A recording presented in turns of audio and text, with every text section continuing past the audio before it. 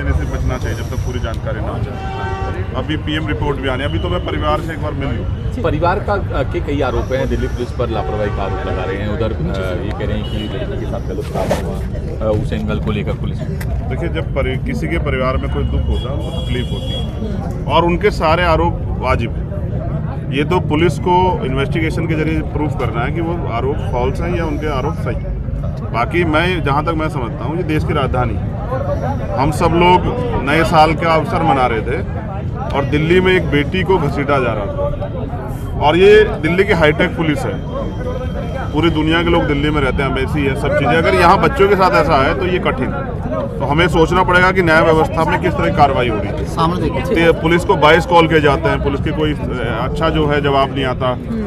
जो पीसीआर है वो 3 बार कहने के बावजूद गिरफ्तार नहीं करती, गाड़ी नहीं रोकती, हो सकता है बच्ची बच जाती। देखिए, पुलिस की कार्रवाई पे तो चंद्रशेखर जी सवाल जो उठ रहे हैं, लेकिन गृह मंत्री ने भी जो एक रिपोर्ट बनाने के लिए कहा है, वो भी मेनली पुलिस की कार्रवाई पर ही बनाने के लिए कहा गया है कि पीसीआर कहाँ थी, जवान कहाँ थे, उनकी कहीं ना कहीं जवाबदेही तय करने का आपको लगता है कि देश का दिल है। हम इसे इस तरह से जो है ना हल्के में नहीं ले सकते हैं। हमने निर्भया देखा, हमने ये देखा, हमने नागल में जो हुआ वो देखा। ये हाथरस, ये इंसिडेंट जो देश में हो रहे हैं ना, ये खराब है, महिला सुरक्षा को लेकर खराब है। और अगर महिला यहाँ सुरक्षित है तो फिर कहाँ सुरक्षित है? तो हमें सवाल भी पूछना पड़ेगा और पुलिस को जवाब देना पड़ेगा। ठीक है, धन्यवाद। पहुंचने में पुलिस को, और जिस तरह से ये आरोप लगाए जा रहे हैं कि पुलिस इस मामले को दबाने की कोशिश कर रही है, उस बारे में क्या कहना चाहिए? हम सब लोग कर तो रहे हैं इस मामले में, सही कहा, इसके लिए बार बार इससे सवाल खड़े कर रहे हैं। देखिए, पुलिस का काम है कि वो एविडेंस कलेक्ट करे और आरोपियों को सजा दिलाए। लेकिन अक्सर ये देखा गया है कि कसूरदार लोगों के सामने पुलिस जो है वो बोली साबित हो जाती है, पुलिस इस तरह से कार्रवाई नहीं करती जिस तरह से उनको करनी चाहिए। सर, परिवार वालों से कोई आपकी बात हुई है अभी? मेरी बात हुई है कल रात में, और उनकी जो परिवार के जो परिवार और उनकी बेटी से मेरी बात हुई थी। उन्होंने अपील की थी कि मैं आऊँ, और मैं चाहता हूँ कि उस परिवार को न्याय मिले, इसलिए मैं यहाँ हूँ कि इस लड़ाई को और मजबूत किया जाए। और ये लड़ाई जारी रहनी चाहिए, क्योंकि अगर आज हम इस पर नहीं बोलते तो कल किसी और बेटी के साथ ही घटना होगी। हम छोड़ नहीं सकते। Bhim army chief Chandrashekhar Azad. Sir, एक सवाल कि आप इसे मर्डर समझते हैं या ये लापरवाही है? से क्या आप कोई बातचीत हुई आपकी? हाँ, अभी मैं परिवार से मिलने जा रहा हूँ। जो भी बातचीत होगी सबके सामने रखी जाएगी। बड़ा सवाल ये है कि हम परिवार के साथ खड़े और उनकी सुनवाई हुई। अच्छा, उन्होंने उसमें कई आरोप लगाए हैं। मैं समझता हूँ कि पुलिस को हमें समय देना चाहिए कार्रवाई करने का, और हमें पोस्टमार्टम रिपोर्ट का इंतजार भी करना चाहिए। बड़ी बात यह है कि दिल्ली में और नए साल के दिन अगर पुलिस इतनी लापरवाह हो जाएगी 22 कॉल के बाद, और पीडी वो आरोपियों की गाड़ी जा रही उसको नहीं रोकेगी, तो ये सवाल खड़े होते हैं पुलिस की कार्यशैली पे। हमें ये भी चेक करना है। इसके कई फैक्ट हैं, मैं लीगल में भी बोल रहा हूँ कि उन लोगों ने किन लोगों से बात की।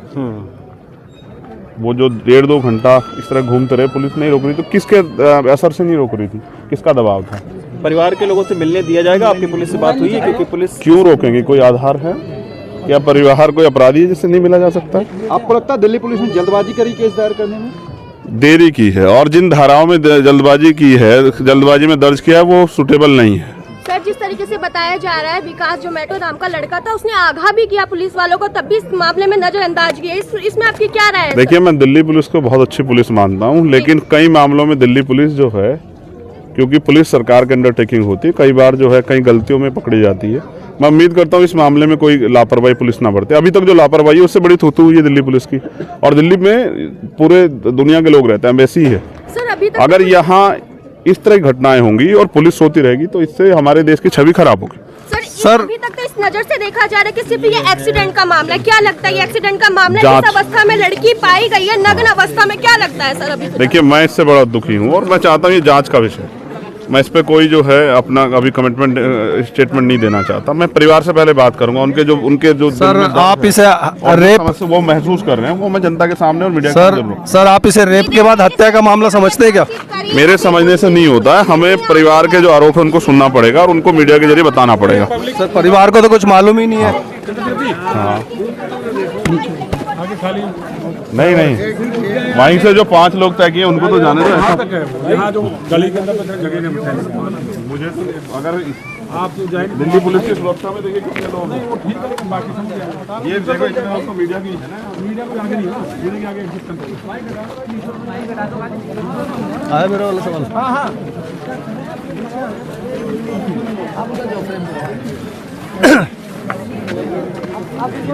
बोलो।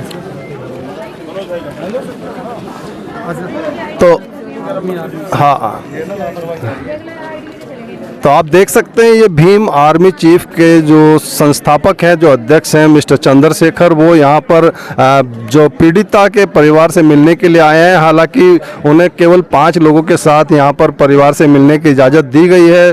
पुलिस से उनकी बात हुई होगी, लेकिन फिलहाल अभी उन्हें यहाँ पर रुकने के लिए कहा जा रहा है कि आप नहीं मिल सकते। और जो चंद्रशेखर जी हैं वो उस बात को नकारते हुए आगे की ओर बढ़ रहे हैं कि भाई हम तो मिलेंगे, जब हमारी 5 लोगों के मिलने की बात हुई है तो आप हमें कैसे रोक सकते हैं।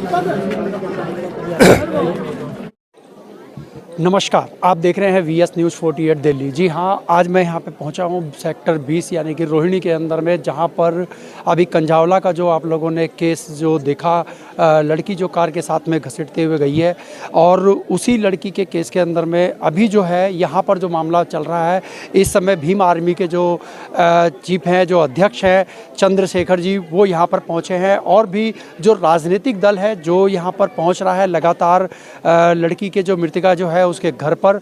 और अभी जब चंद्रशेखर जी अभी अंदर गए हुए हैं पीड़िता के परिवार वालों से मिलने के लिए, हम लोग वहाँ आते हैं, उसके बाद में हम लोग उनसे कुछ सवाल होंगे, उनसे पूछा जाएगा कि आखिर में क्या कहना है दिल्ली के अंदर में इस तरीके से बढ़ रहे क्राइम है, इन क्राइम को लेकर के क्या कहते हैं वो और क्या राय देते हैं। इस समय जिस तरीके से देखा जा रहा है कि दिल्ली पुलिस ने 31 तारीख की जो रात को है, इतने फ़ोन करने के बावजूद में भी उस लड़की को जो है नहीं बचा पाई है। कहीं ना कहीं इसके अंदर में कानून का जो है वो नाकामी साफ झलकती है, क्योंकि ये दिल्ली राजधानी जो हमारी भारत की राजधानी है, आखिर में इसको किस नज़र से दुनिया के अंदर में देखा जाए कि आखिर में जब पुलिस के होते हुए इतनी कड़ी सुरक्षा के बावजूद भी 31 तारीख की रात को जो है वो ऐसे घटना को अंजाम दिया जाता है।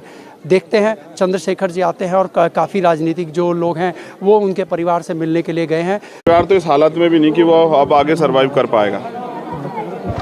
मेरी उनकी माँ से बात हुई है जो जिनकी दोनों किडनी की प्रॉब्लम, और ऐसे हालात में भी जहाँ वो खुद जीवन और मौत के बीच लड़ रही है, वो अपनी बेटी के लिए न्याय चाहती है। वो परिवार अभी उनकी जब मेरी बात हुई तो मैंने उनसे पूछा कि वो यहाँ क्यों हैं, तो उन्होंने कहा कि हम क्रिमिनेशन करना चाहते हैं अपनी बेटी का, लेकिन सबसे पहले हम उसको यहाँ लाना चाहते हैं क्योंकि ये मकान उसने अपनी मेहनत की कमाई से बनाया। इस दहलीज से हम लोग उसको यहाँ से ले जाना चाहते हैं, लेकिन हम क्रिमिनेशन करना चाहते हैं वहीं जहाँ वो रहते हैं,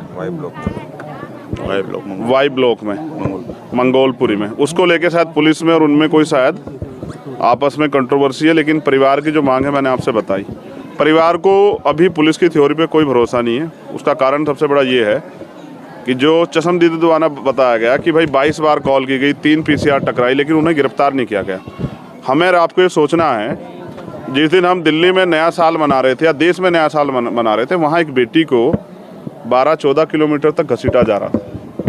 और अगर देश की राजधानी में ये हाल है तो आम गांव देहात में क्या होगा। यहाँ तो हाईटेक पुलिस है, दुनिया के लोग यहाँ रहते हैं, अम्बेसियाँ हैं। अगर इस तरह की घटनाएं होंगी तो क्या अम्बेसी में रहने वाले या दुनिया के रहने वाले लोग बाहर निकलेंगे? 1-1.5 घंटे और इतनी बड़ी घटना। परिवार का ये कहना है कि उनको विश्वास नहीं है कि वो बच्ची, जिसके ऊपर आज कई तरह के चीज़ें सामने आई जा रही, बताया जा रहा है मीडिया के जरिए भी, जो 2-3 साल से अपना घर चला रही है, वो कोई भी गलती अपने लिए कर सकती है। उसके ऊपर परिवार की जिम्मेदारी। परिवार चाहता है कि पोस्टमार्टम जो है, जो पैनल से हुआ है, ऐसी जानकारी मिली है, उसकी रिपोर्ट उनको दी जाए, जिससे स्पष्ट हो जाए कि उसके साथ क्या घटना हुई थी। अब नई थ्योरी जो पुलिस की सुनाई में आई है कि भाई उनके साथ जो है, और भीम आर्मी सड़क पे भी अगर उनके मामले को डाइवर्ट करने का प्रयास किया जाएगा तो भीम आर्मी सड़क पे भी जो है उनके आंदोलन के जरिए जो है जनता का जो विश्वास है, जनता का सपोर्ट है, वो उस परिवार के पक्ष में खड़े करने का काम करेगी, जिससे कि सरकार ये जो न्यायपूर्ण कार्रवाई जो पुलिस कर रही है ये बंद।